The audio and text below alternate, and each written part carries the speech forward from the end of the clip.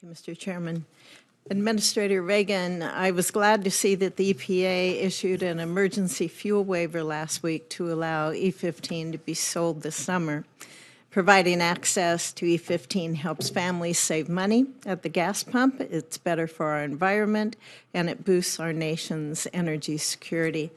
While the emergency fuel waiver is a good thing, I believe we need a permanent fix, and I have a bipartisan bill for that. The Consumer and Fuel Retailer Choice Act, it ensures nationwide permanent access to E15. Mr. Administrator, will you commit to working with me to get this bill out there and hopefully enacted so that we can ensure that we have that E15 for our consumers in future years? The President has pledged that biofuels, especially advanced biofuels, would play a part in this economy as we move forward. So I look forward to partnering with you and your staff with technical assistance to be sure that we can make E15 more accessible. Great. We look forward to working with you on that. Thank you, sir. I'd like to also discuss a proposed rule on reporting requirements for emissions from animal waste under EPA.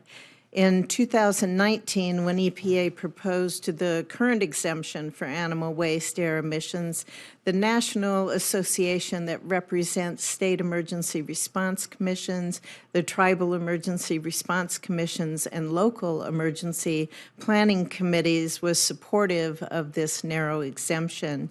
In a letter to EPA in 2017, they stated about EPA emergency release reports for animal waste emissions, quote, "These reports are of no particular value to LEPCs and first responders, and they are generally ignored because they do not relate to any particular event."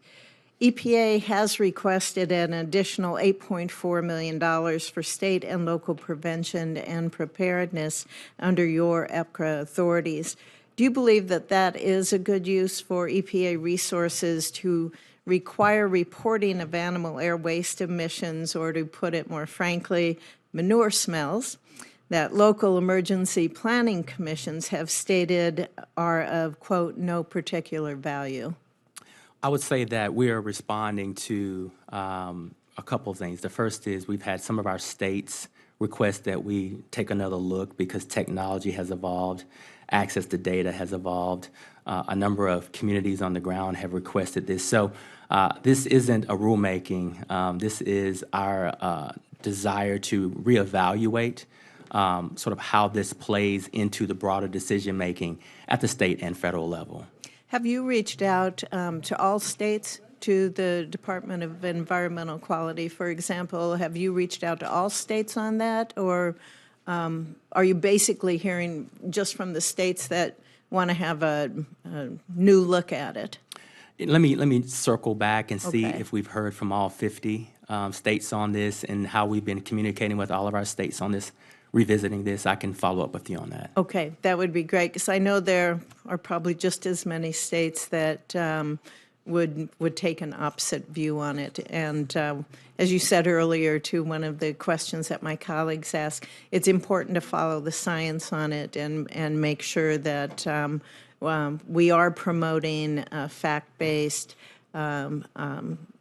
policies that have a tremendous impact on each individual state, depending on their situations. The bipartisan infrastructure law, which I supported, it made historic investments in water infrastructure, and in many cases targeted those resources towards disadvantaged communities. The law continued to defer to states on how to define disadvantaged community for many programs, including those state revolving funds. This flexibility to tailor resources towards an individual state needs, I believe, is definitely a benefit, and it's not a flaw of the state revolving funds. I've heard both concerns and also a lot of confusion on how EPA is overseeing these programs or how you might oversee them in the future. I think some of the confusion is by it's grown because of various memos that have been put out and guidance from the EPA and from administrative executive orders. For example, Justice 40 initiative created by the administration states a goal of providing 40% of the benefits of federal investment towards disadvantaged communities. Can you tell me just how the Justice 40 initiative squares with explicit statutory considerations, such as in distributing the state revolving funds? For example, does EPA have their own disadvantaged community definition? Do you require 40% of a state's project to meet that definition if you do have that? So I can answer it in terms of the way you framed it with the state revolving loan fund.